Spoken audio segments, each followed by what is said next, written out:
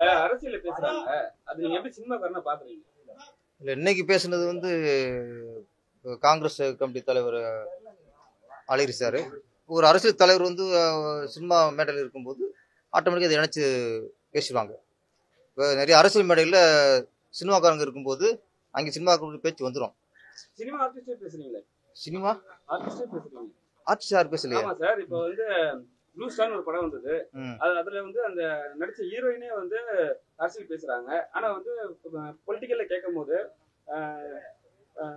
பாஜக தலைவர் அண்ணாமலை கேட்கும் போது இது மாதிரி வாய்ப்பு இல்லாதவங்க தான் வந்து அரசியல் பேசுறாங்க அப்படின்னு சொல்றாரு. ஏன்னா நீங்க அந்த கட்சியில இருக்கீங்க, உங்களுக்கு கருத்து இல்ல? அப்படி இல்ல. ஒரு அரசியல் கருத்து பேசுறதுக்கு வாய்ப்பு இருக்கவங்க வாய்ப்பு இல்லாதவங்களும் இல்லை. சமூகத்தில் அக்கறை உள்ளவங்களுக்கு யார் வேணாலும் கருத்து பேசலாம். இதுல வந்து அது மாதிரி சினிமாக்காரங்க பேசணும், சினிமா இல்லாதவங்க பேசக்கூடாது, சினிமாக்காரங்க பேசக்கூடாது அப்படிலாம் இல்லை. யாருக்கு சமூகத்தில் அக்கறை இருக்கோ அவங்க சமூக கருத்து பேசலாம், சமூகத்தில் உள்ள பிரச்சனைகளை பேசலாம், அவங்க மனசு என்ன படுதோ பேசலாம். அது தவறோ சரியோ தன் கருத்தில் வெளிப்படுத்துறது ஒவ்வொரு குடிமகனுக்கும் உள்ள உரிமை. அது நடிகருக்கு பேசக்கூடாது, வாய்ப்பு இருக்கிறவங்க தான் பேசணும், வாய்ப்பு இல்லாதவங்க பேசக்கூடாது அப்படிலாம் இல்லை. அது வந்து தவறானது. விஜய் அரசியல் வந்திருக்காரு, அவர் சொல்லிட்டாரு. அதை பத்தி நீங்க விஜய் அரசியல் வந்திருக்காரு, அரசியல வந்து இப்ப வந்து முழுச்சா இறங்கிட்டாரு. படம் நடிப்பாரா, நடிக்க மாட்டாரு, படமே நடிக்க மாட்டாருன்னு சொல்லியிருக்காரு. ஆனா இதே ஒரு கருத்தை வந்து அஜித் வந்து 2000 வந்து ஒரு சொல்லியிருக்காரு. சினிமாக்காரன் இருந்தாவே மக்கள் நல்லது, இதுல போய் தேவையில்லாம உள்ள பூந்து பேசுறது வந்து தவறான விஷயம் சொல்லிட்டு அஜித் சொல்லியிருக்காரு ஒரு பேட்டியில். அது அஜித் சாரோட கருத்து. அது ஒவ்வொருத்தருக்கும் கருத்து இருக்கும்ல. இப்ப வந்து அஜித் சார் வந்து ரசிகர் மன்றத்தெல்லாம் கலைச்சாரு. அதுக்காக எல்லா நடிகரும் தன் ரசிகர் மன்றத்தை கலைக்கணும்னு அவர் நினைக்கக்கூடாது. ஃபர்ஸ்ட் அது அவர் விருப்பம். தன் ரசிகர் மன்றத்தை கலைக்கிறது அவர் விருப்பம், மற்றவங்க ரசிகர் மன்றத்தை அதிகப்படுத்துறது அவர் விருப்பம். அதனால ஒவ்வொருத்தருக்கும் ஒரு கருத்து இருக்கும். அது அஜித் கருத்து.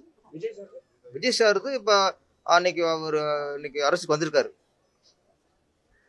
சினிமாக்காரங்க அரசியலுக்கு வரும்போதெல்லாம் அந்த ஒரு பிரச்சனை வரும். சினிமாக்காரங்க அரசுக்கு வராங்கட்டு. சினிமாக்காரங்களும் இந்த நாட்டு குடிமகன் தான். யாரும் இங்க வந்து டாக்டர் வந்தாங்க, கலெக்டர் வந்திருக்காங்க, விவசாயி வந்திருக்காரு, எல்லாருமே அரசியலுக்கு வரலாம். அப்போ சினிமாக்காரன் ஒதுக்குறீங்க. இன்னொன்று பார்த்தா சினிமாக்காரங்கள் தான் அவருடைய பெரும் புகழ்பெற்ற நடிகர்கள் வந்து வரிப்பணம் அதிகம் போகுது கவர்மெண்ட்டுக்கு. வரிப்பணம் அதிகம் செலுத்துறதுக்காகலாம் அது ஒரு தகுதி ஆயிடாது. நான் சொல்றேன், உரிமை அது. யார் வேணாலும் அரசியலுக்கு வரலாம். ஆனா என்ன, அரசியலுக்கு சம்பாதிக்கிறதுக்காகவோ இது அரசியல் பயன்படுத்தி ஒரு நாற்காலி ஆசைக்காகவோ அது வரக்கூடாது. மக்கள் மீது அக்கறை இருக்க வேண்டும். மக்கள் பிரச்சனையை சால்வ் செய்ய வேணும். மக்களுக்கு என்னென்ன பிரச்சனை இருக்குன்னு தெரிய வேணும். மக்களுக்காக அரசியலுக்கு வரணும். நமக்காக, நம்ம பிள்ளைகளுக்காக, நம்ம பரம்பரைக்காக வரக்கூடாது. மக்களோட மனநிலைமை என்ன இருந்தது சார்? இப்ப வந்து இத்தனை ஒன்றும் பண்ணாத ஒரு விஜய் சார் வந்து இப்ப வந்து ஸ்டார்ட் பண்ண உடனே பண்றாரு. ஏன் இதுக்கு முன்னாடி அவர் எங்க போனாரு? மக்களுக்கு வந்து அவர் யாருமே கவனிக்கலையேன்னு சொல்றாங்க. அது உங்களுக்கு பேரரசு சார். ஏன்னா நீங்க வந்து டைரக்ட் பண்ணிருக்கீங்க சரிங்களா? அவரை வச்சு ஒரு பெரிய உங்களாலதான் அவருக்கு ரூட்டே கிடைச்சது அந்த ஆக்ஷன்ல. ஸோ நீங்க எப்படி பாக்குறீங்க? இல்ல, விஜய் சாருக்கு வந்து நீங்க சமீபத்துல அந்த பள்ளி மாணவர்களுக்கு பரிசளித்தார். அது அப்புறம் தூத்துக்குடி போய் பாதிக்கப்பட்ட மக்களுக்கு வந்து நிதி உதவி பண்ணாரு. இதுதான் இதுதான் கண்ணுக்கு தெரியுது. ஏன்னா நான் திருப்பாச்சி பண்ணும்போது நான் பார்த்துருக்கேன். அதுக்கு முன்னாடியும் நடந்திருக்கு. என்னன்னா தமிழ்நாட்டு எல்லா மேக்சிமம் ஏழை பசங்களுக்குலாம் இங்கே வந்து இலவச நோட் புக்கு. அப்போ வளர்ந்து வர நடிகர் திருப்பாச்சி அப்போலாம் வளர்ந்துட்டாரு. அதுக்கு முன்னாடி 4-5 வருஷம்லேருந்து அதை பண்ணியிருக்காரு. அப்போ அவருக்கு அரசு நோக்கம் இருந்துச்சு எல்லாம் தெரியாது. ஆனால் உதவி பண்ணுற நோக்கம் மனசு இருந்துச்சு. அது மாதிரி நிறைய பேர் ஆட்டோ வாங்கி கொடுத்துருக்காரு. இதெல்லாம் அவர் விளம்பரம் பண்ணல. குறிப்பாக பார்த்தா நான் நீலாங்கரில் இருந்தேன். என் வீட்டு வாசலுக்கு புது ஆட்டோட ஒரு ஆட்டோ டிரைவர் கூட 2-3 விஜய் ரசிகர்லாம். ஏன்னா புது ஆட்டோ அப்போ தான் என்ன பொட்டெல்லாம் வச்சு கொண்டு வந்திருக்காங்க. சார் புது ஆட்டோ சார், முதல் சவாரி நீங்களாக இருக்கணும், கொஞ்சம் உட்காந்து ஒரு ரவுண்டு போட்டு வந்துடணும் சார். சமுதாயம் இல்லாமல் அப்படின்னா அப்புறம் தான் தெரியுது அது விஜய் சார் வாங்கி கொடுத்த ஆட்டோ. அப்போ விஜய் சார் வாங்கி கொடுத்த ஆட்டோவில் முதல்ல ஏமலை என்னன்னா விஜய் வச்சு படம் பண்ண டைரக்டரு பக்கத்தில் இருக்காரு அப்படிங்கிற அது ஒரு ஆசை, ஒரு பாசத்தில் பண்ணியிருக்காங்க. அது மாதிரி கண்ணுக்கு தெரிஞ்சு எனக்கு இது மாதிரி நிறைய அவர் பண்ணியிருக்காரு. அது மாதிரி பீச்சில் நிறைய இந்த 4 சக்கர வண்டியில் கேள்வி வைப்பாங்களே அந்த வண்டிகள் இன்னும் நிறைய வாங்கி கொடுத்துருக்காரு. அதெல்லாம் பெருசாக விளம்பரம் பண்ணல. இப்போ அரசியலுக்கு வரப்போறான்னு தெரிஞ்சோம்னா இதெல்லாம் உங்களுக்கு விளம்பரமாக தெரியுது. என்னை பொறுத்த வரைக்கும் விஜய் சாரை பொறுத்த வரைக்கும் அரசியல் தகுதி நிறைய அது வளர்த்துரும், இனிமேல் வளர்ந்துடும். அடிப்படை தகுதி ஏழைகளுக்கு உதவுறது அவருக்கு உள்ள அடிப்படை தகுதி அது இருக்கு. இந்தியா கூட்டணி கவனிச்சிருச்சு சார். ஆனா வந்து இப்ப விஜய வந்து பிஜேபியில வந்து சேர்க்கறதுக்கு ஒரு முயற்சி எடுக்கிறதுன்னு சொல்லிட்டு ஒரு விஷயம் ஒன்று போயிட்டு இருக்கு. அது உண்மையா சார்? அது வந்து உங்களுக்கு ஒரு ஒரு கட்சியாக இருக்கிறாருன்னா கூட்டணிக்கு எல்லாரும் ஆசைப்படுவாங்க. காங்கிரஸும் ஆசைப்படும். இப்போ டிஎம்கே கூட விஜய் சப்போர்ட் தான் நல்லா இருக்கும்னு நினைப்பாங்க. ஏடிஎம்கேயும் திருப்பி ஜெயலலிதா சப்போர்ட் பண்ணவர் தானே, இப்போ இந்த இதில் சப்போர்ட் பண்ண நல்லா இருக்கும் அப்படின்னு அது வந்து எல்லாருக்குமே அந்த ஆசை இருக்கும். அதை முடிவெடுக்க வேண்டிய பொறுப்பு விஜய் சார். யாருக்கு சப்போர்ட் பண்ணுறோம் இல்லை சப்போர்ட் பண்ணல. நம்ம அண்ணன் சீமான் மாதிரி அவர் சீமான் அவர்கள் மாதிரி எல்லா தொழிலையும் தனித்து போட்டிடுவோம். அது அவர் முடிவெடுக்க வேண்டிய விஷயம். இப்போத்தான் அவர் விதை வச்சிருக்காரு.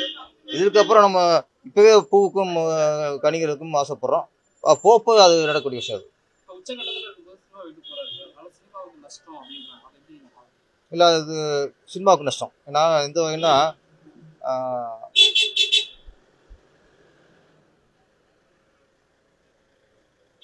போயிருட்டுமா ஆறு அடிப்பாங்க இல்லையா? ஓகே. இப்போ விஜய் சார் கட்சி ஆரம்பிச்சது ஒரு பரபரப்பு. அதை விட என்ன பரபரப்புனா, நான் இதுக்கப்புறம் நடிக்க மாட்டேன், இருக்க படத்தை முடிச்சுட்டு நான் முழு நேர அரசியல்வாதி ஆயிடுவேன்னு ஒரு அறிக்கை விட்டுருக்காரு. அது அன்னைக்கு பேசப்படும் பொருளாக இருக்கு. என்ன நடிக்க மாட்டாரா? அது அதிர்ச்சி.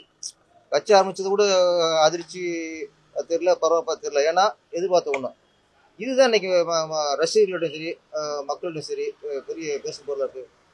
என்ன காரணம்னா, அவர் மார்க்கெட்டை இழந்து மார்க்கெட் சரிகிற நேரத்தில் அரசியல் பண்ணல. இன்னொன்று உச்ச நட்சத்திரம் இன்னைக்கு வாரத்தில் இன்னைக்கு சூப்பர் ஸ்டார் யார், ரஜினியா விஜயா அப்படின்னு பேசுகிற அளவுக்கு இன்னைக்கு உச்ச நட்சத்திரமாக இருக்கிறவர் விஜய் சார். இந்த நேரத்தில் அவர் வந்து நான் மாட்டேன், நடிப்பு தொழில் விட்டுருவேன் அப்படிங்கிறது அதிர்ச்சிக்குள்ளான விஷயம்தான்.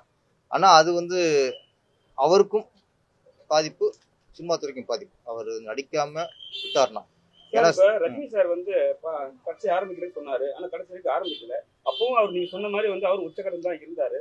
சரி, இந்த அரசியல் சூழ்நிலை வந்து எந்த அளவுக்கு விஜய் தாக்கு பிடிப்பாரு?